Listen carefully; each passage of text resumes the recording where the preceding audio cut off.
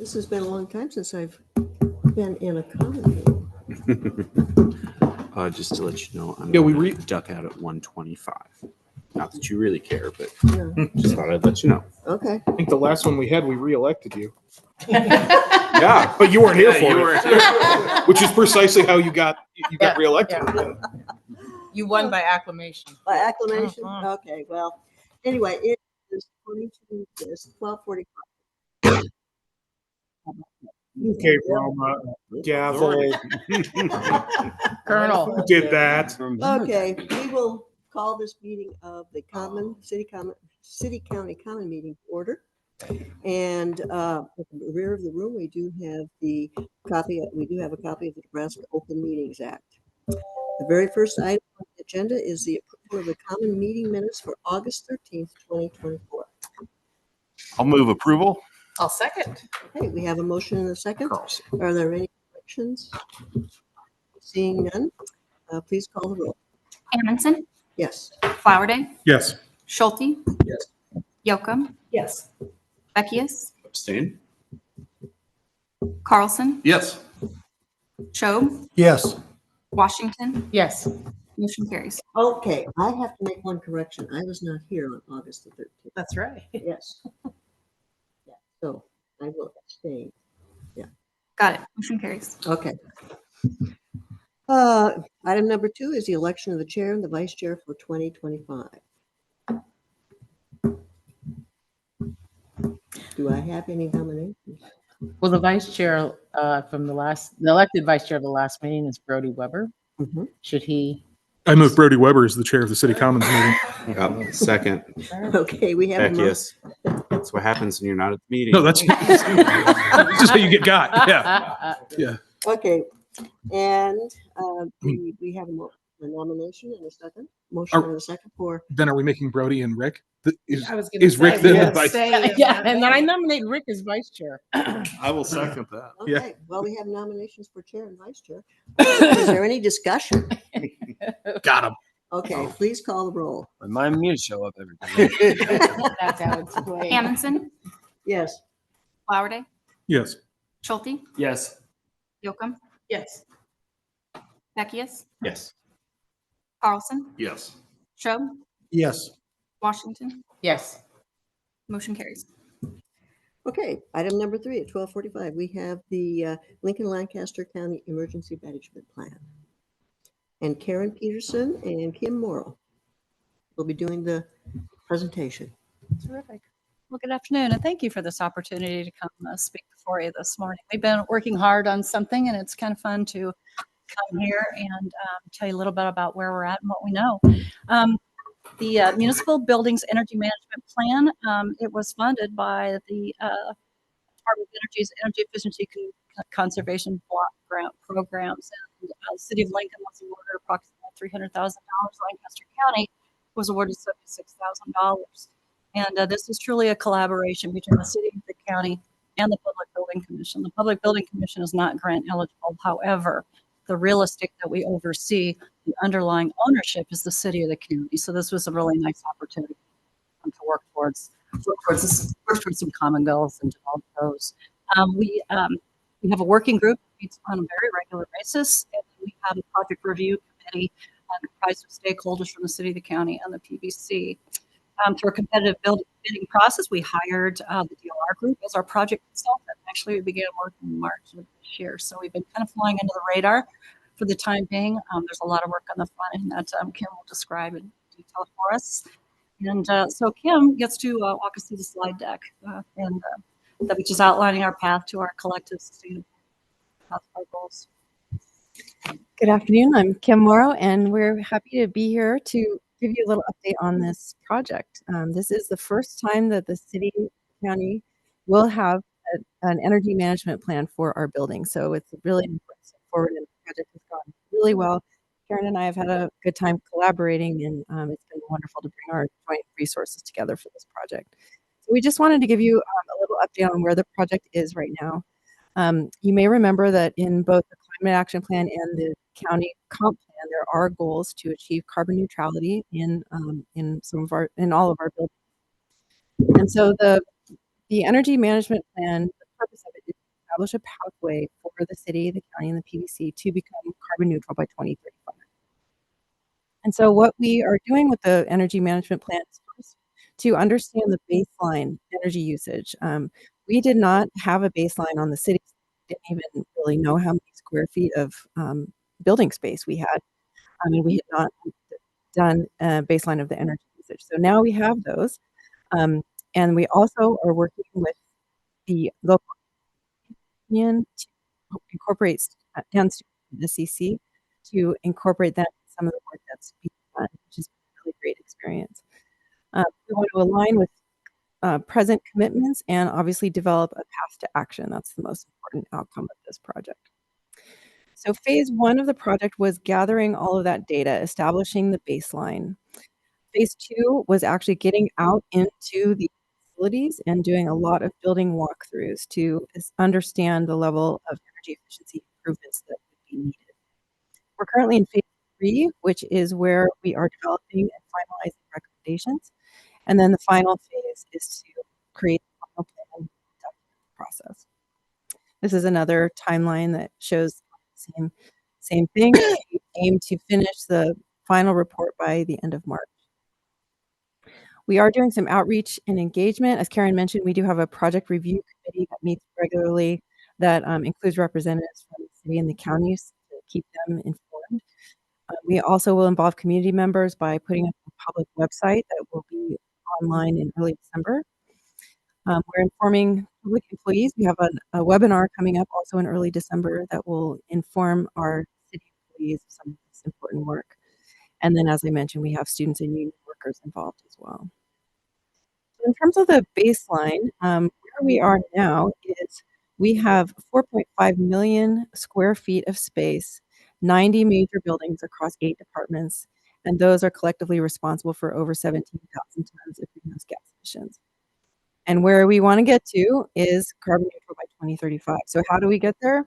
2 things: facilities improvements and operational policy decisions.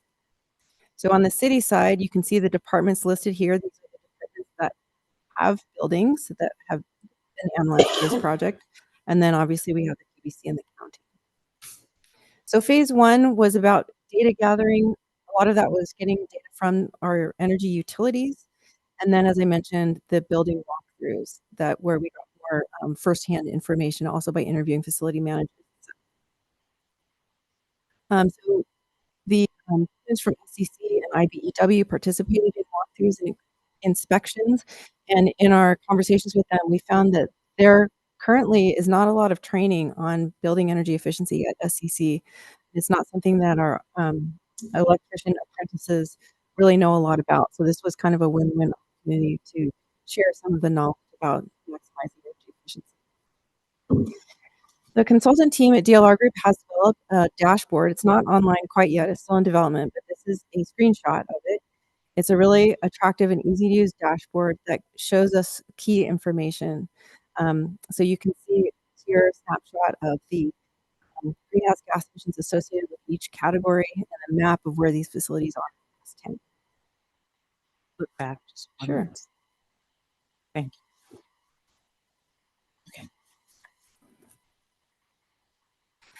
And so most recently, the consultants have developed a decision tree framework, which you can see here. And the goal is to identify the scope of work for the energy reduction targets and the associated cost. And so what they've done is they start by taking a particular building. They first evaluate its envelope condition, the exterior of the building. What kind of shape is it in? If it's good, you would go to the right, as you can see in this diagram, and go down to then assess the HVAC condition. And if that's good too, then you would go down to that bottom level and you say, well, either the building doesn't need any interventions or that turquoise color, it needs retro commissioning. That means you just test to make sure all the building systems are working correctly. If you went the other direction, if it's a poor envelope condition and poor HVAC condition, then you might go all the way to the other end of the spectrum where you'd say this building needs a major renovation. So those gradients in between those 6 categories are the kind of categories that the consultants have sorted the buildings into. And the dashboard here allows someone to see the energy usage intensity of every building, the greenhouse gas emissions on a map, and to also filter buildings by a specific department, such as fire stations or parks and rec facilities. And you can also toggle to sort the buildings by looking at either greenhouse gas reductions or energy usage intensity. And then there's also a summary tab that allows you to see all kinds of notes from the buildings that were done from the walkthrough. So all kinds of other associated notes about the building, including the construction type, HVAC, monthly energy usage, etc. And ultimately, this dashboard will be available for city and county employees. It won't be available to the public, but for facility managers and department directors and others who manage capital budgets and buildings, we expect this to be a really valuable management tool.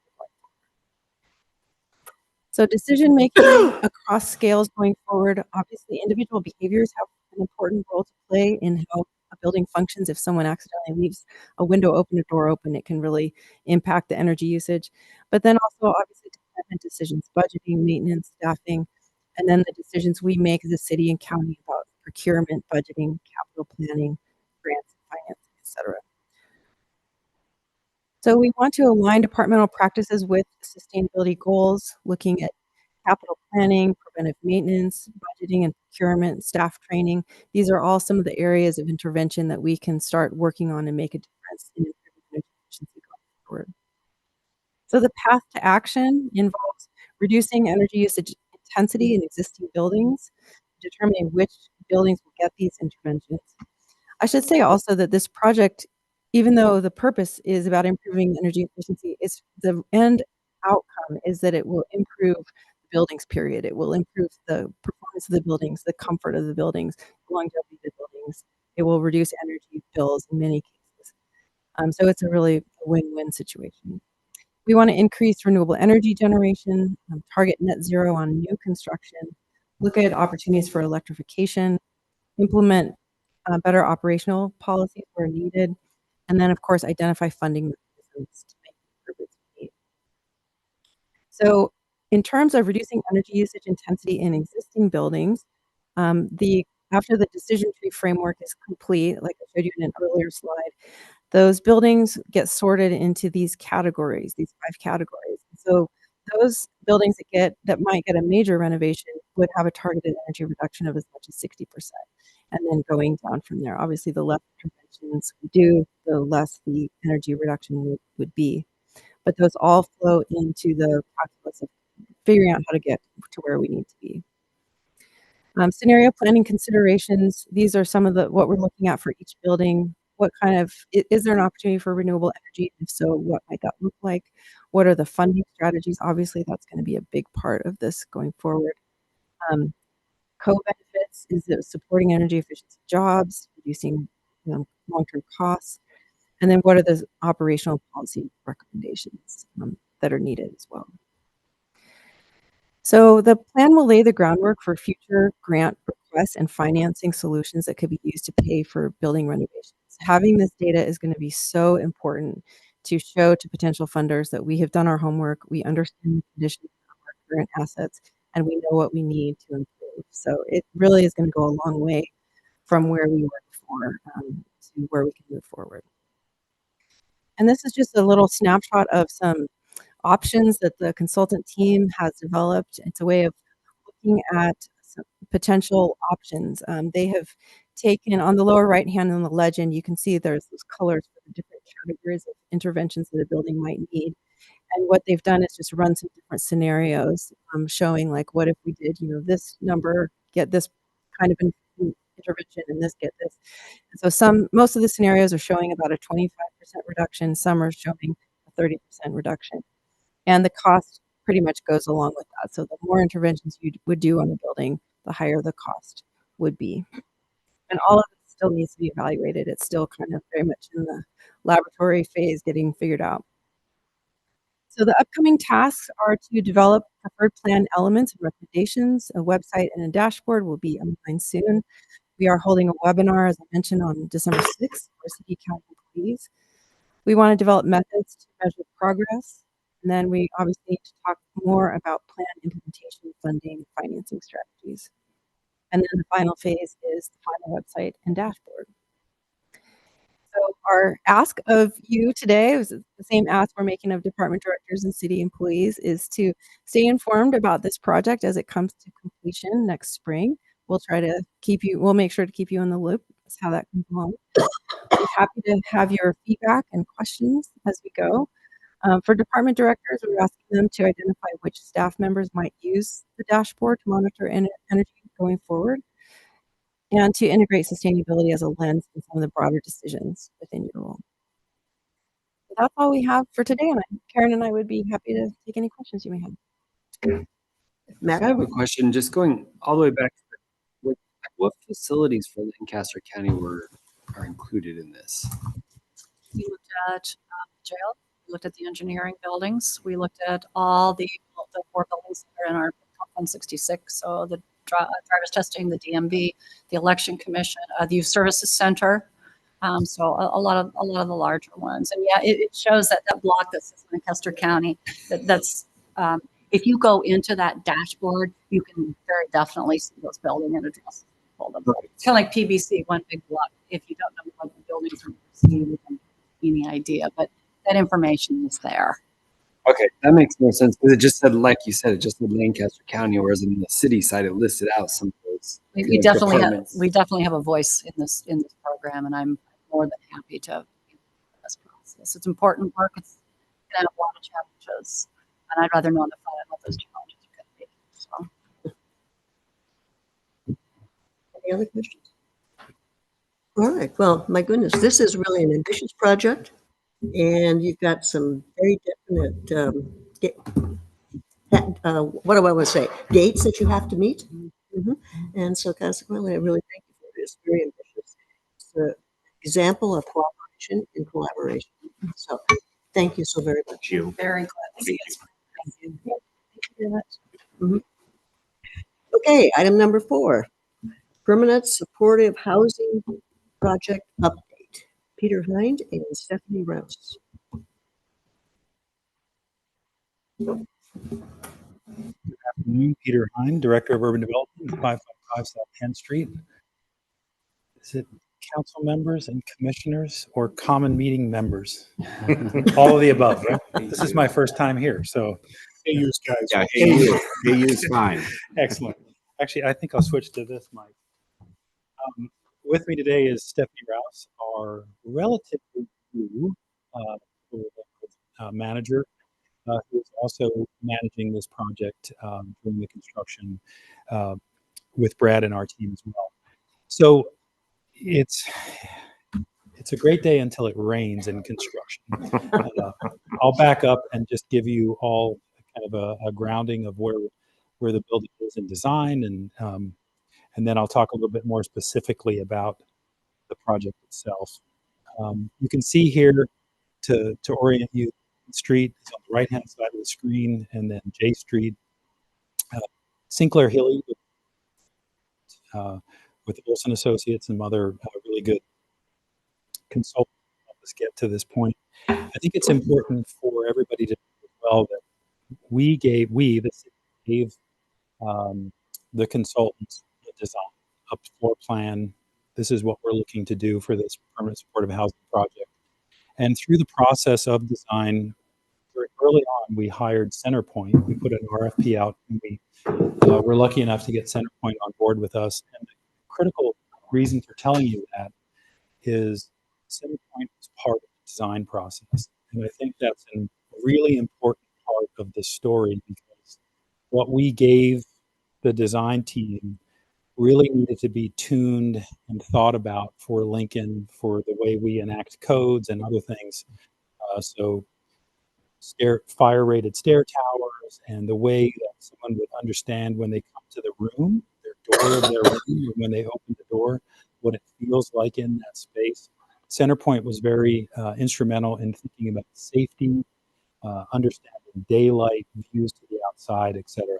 So we're really happy with the process that went on to get us to this point. You'll see the building is on that southwest corner with the main entrance. There's sort of a front porch, if you will, that can be accessed from residents. And then when you go into the space, the first floor has a community room, some other breakout rooms where they can be taught about getting a resume together, getting back into the workforce, some cooking, some eating, some community space. And then it's important to know that the healthcare of this, when people need directed healthcare and other services, they will be taken to the Centerpoint campus. That's kind of the model that we set up. So people aren't going to be sort of coming here directly. They're going to be screened. They're going to be known to Centerpoint to be able to be a resident for this. And what's important to know about this is the word permanent. This is a place where people come to that are chronically unhoused and they live permanently here as a tenant living in this space. During the process as well, we really thought about safety and the idea of home. So the idea of a garden, safe place. A lot of these folks will have bikes, so a safe place to park their bike. And you'll see we have 11 stalls that are dedicated in this process. We separated the county and city land. So this building is on only city property, and then to the east is only county land. As we move forward, I'll just show you some of the floor plan. You can see here the first floor with that front porch that I mentioned.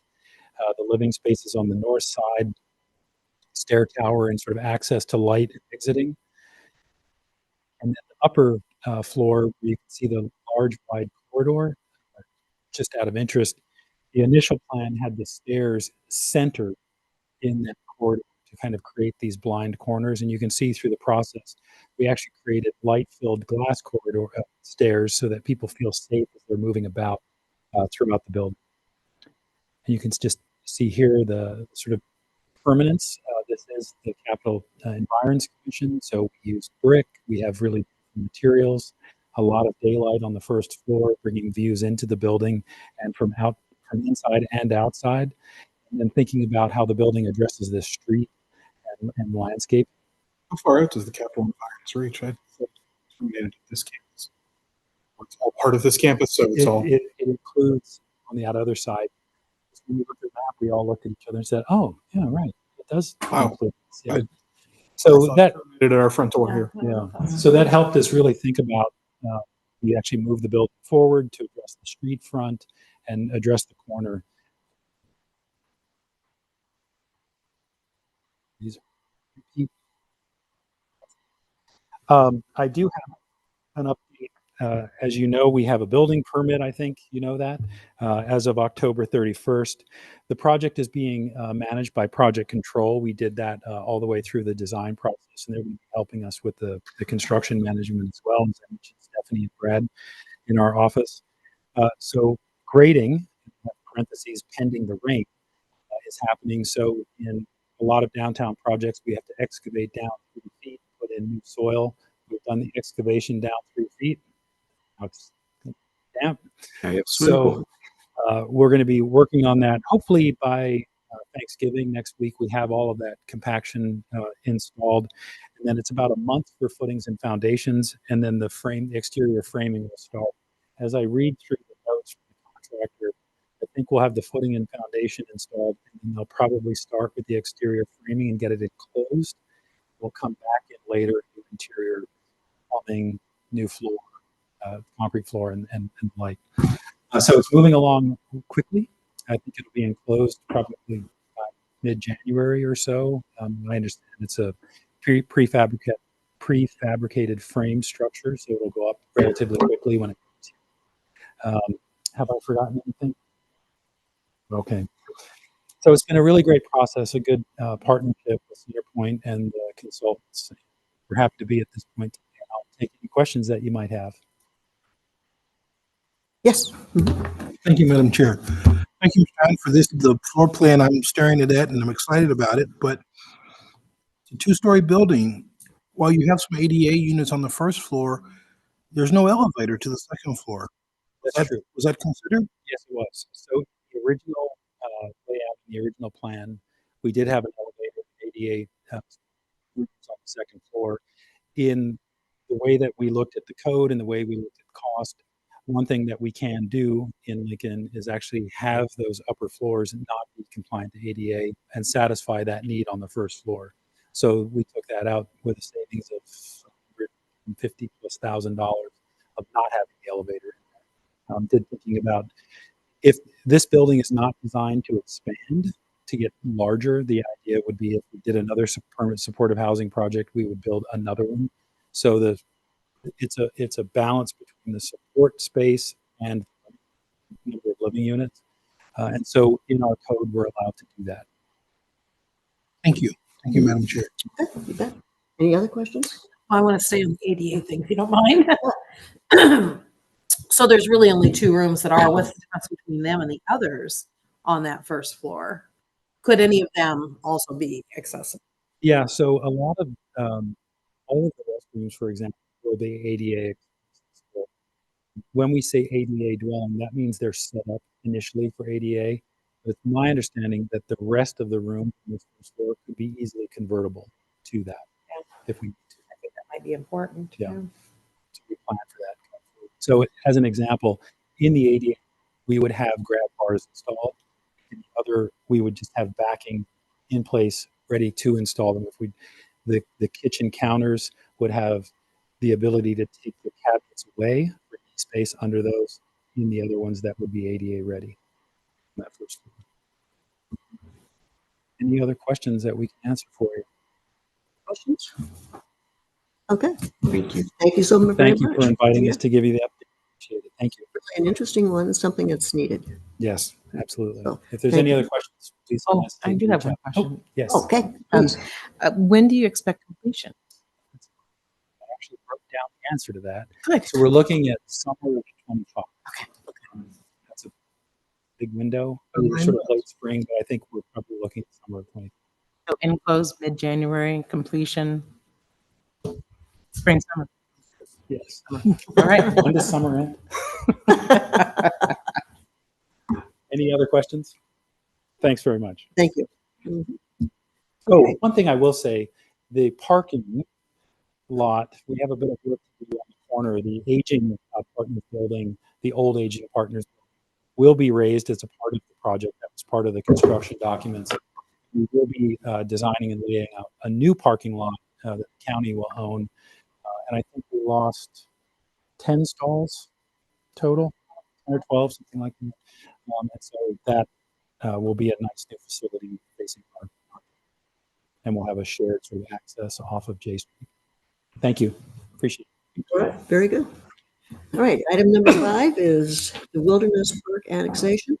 David Carey.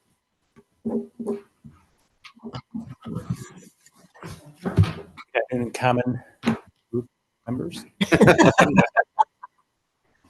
Here today to kind of talk about and answer any questions about the probably the way to put it would be the impending annexation of. I'll start off by saying that we haven't done a full-blown study of this that we normally do for annexation. That's something that planning department will certainly do. I think we are all aware that there's been this long-standing, interesting history of the park where it's in county ownership. And, over the years, the city parks department is well represented today in the room. Have been maintaining and doing the trail work and some bridges in there. All while it's been sitting outside of the formal limits of the city of Lincoln. So interesting history. I think we're at a point now where we have a good understanding amongst parties that are going to be involved in that eventual study to understand that this is something that is an asset to the community that we should be very happy to have for the members of our community. That a lot of cities really don't have that type of open space and more wild area, as well as a functioning flood control mechanism for our community as well. So it is a great asset for the community. We are aware of the need to do the study to look at how and when we annex and under what parameters like that. I will note one other thing before we open it up for some discussion and questions is it would involve approximately 42 privately owned parcels, just because they are also now surrounded by or adjacent to the park. So that's just something to put in the back of your mind as far as when we go through a formal process. There will be property owners that will be notified, and then we'll go through a whole process there. But we'll have to answer those questions for those folks as well. So with that, see, we'll go into the discussion. Questions? Comments? I have one question. I would just, maybe it's a sort of a starting point. Typically, when we see annexations from county to city, I think we're looking at a policy that say if there's three sides of a property or an area that's got city on it, we look at the annexation. And I realize that this is a highly unusual situation because it's parkland. And I think I've had some questions from folks who are curious about, do the same rules apply if it's parkland as opposed to open green ground, ag land coming in? And then does that trigger anything? Does it trigger more development necessarily? And would it change parkland to something else? Yes, thank you. Good question. Thank you for asking it. I think you all are aware, but the reality of the legality of how rules and regulations apply to publicly owned parcels and property don't necessarily, have to be followed to the letter of the law. But my feeling and my practice has been to try to accomplish that as much as possible. I think that's good governance. But in a way, a lot of the rules that come along with annexation don't really apply to a space like this. And this gets to the answer to the second question, which is our plans, our intentions are to not develop the park at all. That is identified in our long-range plan as remaining open space. There's a physical benefit to keeping it open space. So really, I wouldn't say that it would spur on any more development. It would just become part of the city limits, and then we're still following the plan that's in place for development in the general sense in that southwest area. So we're not looking at changing our future plan or our policies to incentivize development around the park. Not at all. Okay. But I think it's an important discussion to be had proactively. That the annexation or the potential annexation of wilderness doesn't impact one planning outlook in terms of future land use, but also not going to be impacting LTU's CIP in terms of where it would be installing any sort of additional sewer, water, what have you. So. The last, I think the last sizable annexation we had was in Southeast Lincoln, and the folks who lived out there were really engaged in a long conversation, and I think that conversation actually lasted a couple of years. You probably remember every day. I do. But so I guess I also wanted to spur the conversation so that we would have whatever time necessary Yes, to talk that's a good to point. the people who live there around the park, because I'm sure they have something to say. Sure. I think our county engineer has something. Yeah, I was actually going to ask something related to what you just said. You described a number of things that need to happen next. What does a potential timeline look like on this? Is this something that's happening in 3 months or 2 years? Like what is it? Well, I don't have a timeline. We haven't laid that out in a specific sense. So we need to have those conversations about how that looks. I think we do need to consider what Councilperson Washington just said, which is our practice more recently has been to give private property owners kind of advance notice well in advance of any action that's taken. So we would want to consider like how far in advance do we do that? I think the other part of that is that there is work to be done at the staff level to make sure we have all that information, really tied up in a good spot. So there needs to be a process. We haven't determined what that is. I think I've taken from all of you to what you're thinking about how soon or not to do this. So the other factor to consider is that there is the ongoing study of Wilderness Park that is really about to kick off as far as the work is concerned with a consultant. And so that is correct me if I'm wrong, an 18-month process that we've identified. So maybe think about it in that parameter of a time frame as the big picture, something like that. And then part of that, which maybe Engineer Dingman's a better person to help me answer this, but was my second question was going to be about the impact on roads and bridges that are currently in the county. Yeah, I kind of voluntold the good engineer to get out to please address this. Yeah. I mean, there are several roads and bridges that are adjacent to this, and we don't maybe necessarily talk about this much as elected officials. We're happy additional roads and bridges. So. Well, I'm in the unenviable position to be both city and county, so. I hope you don't talk to yourself too much. But that being said, with this piece of ground, it is a complex piece of ground. It has a complex history to it.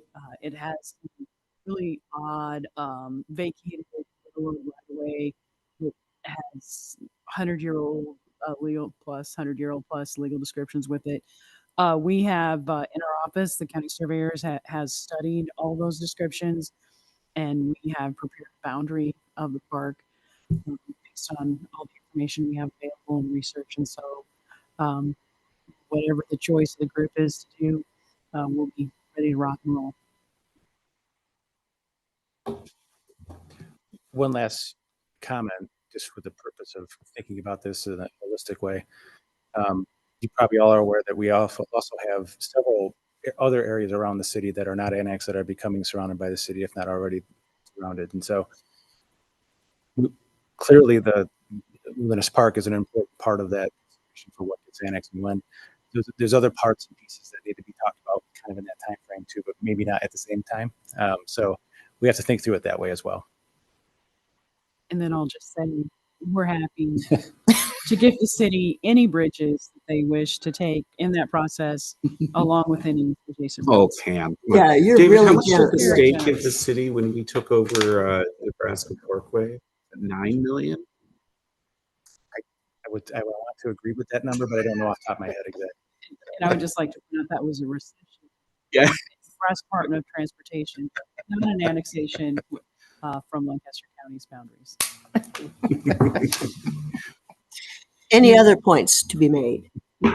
Okay, thank you. Thank you. That's going to be a very, well, there will be an ongoing discussion for the next few years, I'm sure. Okay, item number 6, public comment, items on the agenda. Are there any members of the public who would like to speak? And seeing none coming forward, number 7, adjourn. Adjournment. Do you have a second? Yes. I'll second. Okay, we have a motion and a second to adjourn. Please call the roll. Amundson, Yes. Flowerday, Yes. Schulte. Yep. Yocum, Yes. Beckius, Yes. Carlson, Yes. Schob, Yes. Washington. Motion carries. Meeting is adjourned. And I trust that you all will let Rick and Give you guys. Brody know. We should have said something. We should have Oh said my something. goodness, his name is Sonny Jones Cheney as well. Hopefully. No, that is a very interesting question. I am. And you will, when you do decide to leave,